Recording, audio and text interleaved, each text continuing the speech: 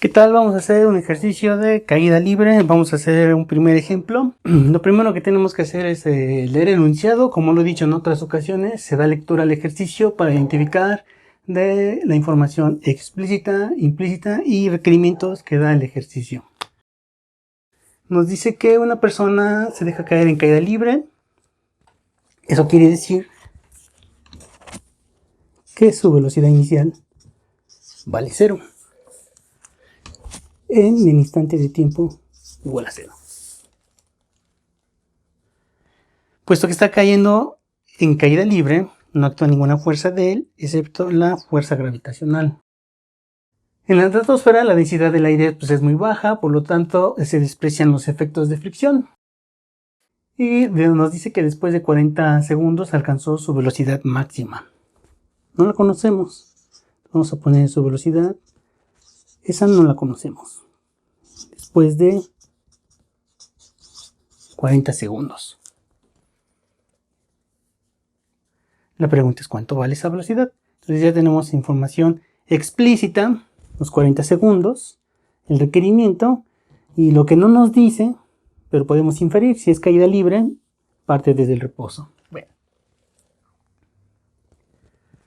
Una vez identificada la información explícita, implícita y requerimientos, hacemos un pequeño bosquejo. ¿Cómo sería ese bosquejo?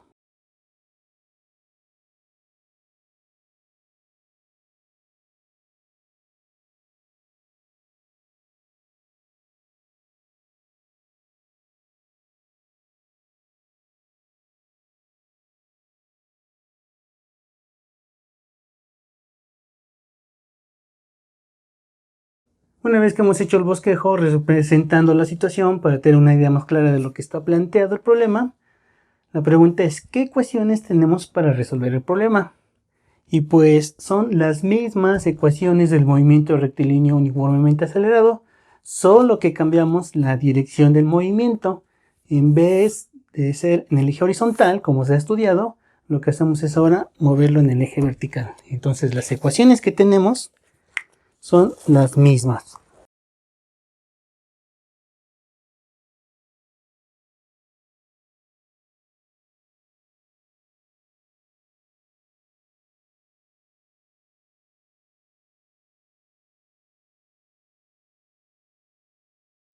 ¿Cuál de ellas me permite resolver el requerimiento?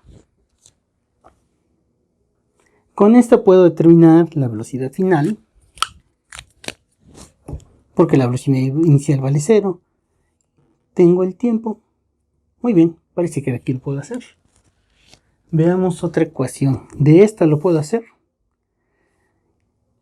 Podría yo intentar, pero si observamos la ecuación, ni siquiera me relaciona al requerimiento que ando buscando, que es la velocidad final, porque está en términos del desplazamiento, la velocidad inicial y el tiempo. ¿Lo puedo hacer con esta ecuación? Pareciera que sí, porque la velocidad inicial vale 0. Esta es la velocidad que ando buscando. Sin embargo, no conozco la distancia que he recorrido. Por lo tanto, esta es la ecuación que voy a utilizar. Y está muy bien porque muchas veces el estudiante pregunta, ¿para qué tantas ecuaciones? Y la respuesta es esta. Precisamente para saber cuál de ellas me puede ayudar a resolverlo. En este caso, entonces pondremos aquí la gravedad va a ser igual a la velocidad final sobre delta t. Observen que la velocidad inicial vale 0. Entonces simplemente la he eliminado. Y de aquí despejo la velocidad final. La velocidad final va a ser igual a g por delta t. Es decir, 10 metros sobre segundo al cuadrado multiplicado por los 40 segundos. Entonces la velocidad final va a ser igual a 400. Este segundo, con un segundo de aquí abajo se va y me quedaría metros sobre segundo. Es decir, esa persona, una vez que se deja caer en caída libre, alcanza, después de 40 segundos, una velocidad de 400 metros por segundo. Una velocidad que, por cierto, es una velocidad supersónica, ya que superó la velocidad del sonido, que es de 331 metros por segundo, a 0 grados centígrados, y pequeñas variaciones dependiendo de la temperatura a la que se encuentre. Dependiendo de la temperatura, la velocidad aumenta o disminuye, pero en particular se considera 331 metros por segundo a 0 grados centígrados. Esta lo supera, quiere decir que se movió a una velocidad superior a la del sonido. Bien, vamos al siguiente requerimiento. ¿Cuál es el siguiente requerimiento? El siguiente requerimiento es ¿cuál es la distancia o el desplazamiento recorrido? Recuerden que si se mueve en una sola dirección, entonces nosotros consideramos que la distancia y el desplazamiento es el mismo.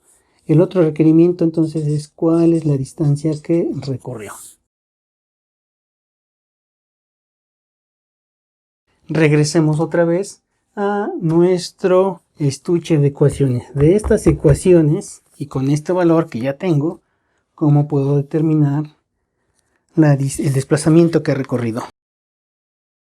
Pues si se dan cuenta, lo puedo hacer con esta ecuación.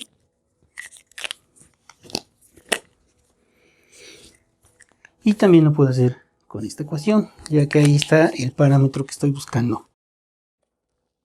La pregunta es ¿con cuál de los dos lo hago?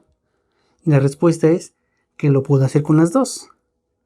Bien, lo voy a hacer con las dos, nos va a llevar un poquito más de tiempo, solo para demostrar que se puede hacer con ambos casos. Considerando esta ecuación, voy a hallar el desplazamiento y escribo delta y es igual a la velocidad inicial por el tiempo, pero para nuestro caso todo esto vale 0.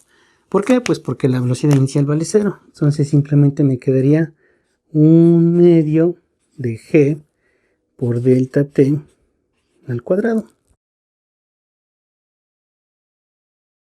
1/2 de 10 metros sobre segundo al cuadrado multiplicado por 40 segundos, pero al cuadrado.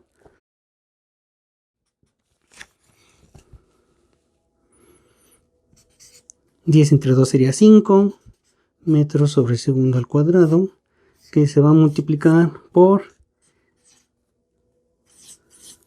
1600 segundos cuadrados.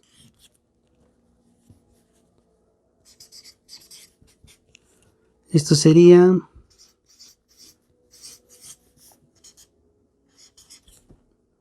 multiplicamos 5 por 16, son 80 y otros dos ceritos que lo acompañan. Este segundo cuadrado con este segundo cuadrado se va.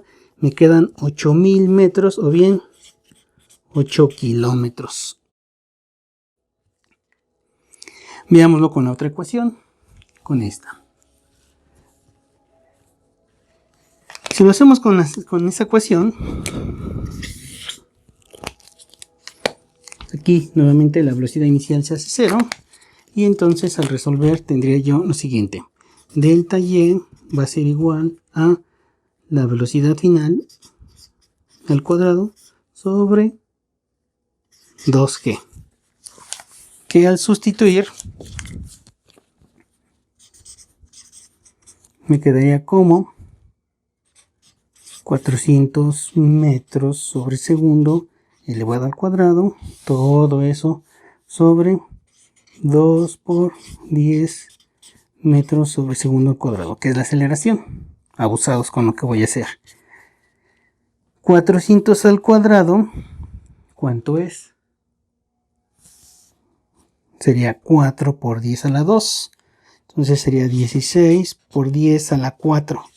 1, 2, 3, 4. Todo eso dividido entre 20.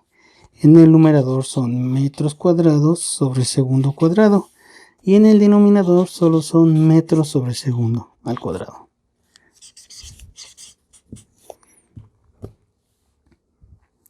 Haciendo la división, simplemente puedo hacerlo en notación científica. No quería yo hacerlo, pero para que sea evidente. Entonces sería 16 por 10 a la 4. Este es un 0, ustedes disculpen.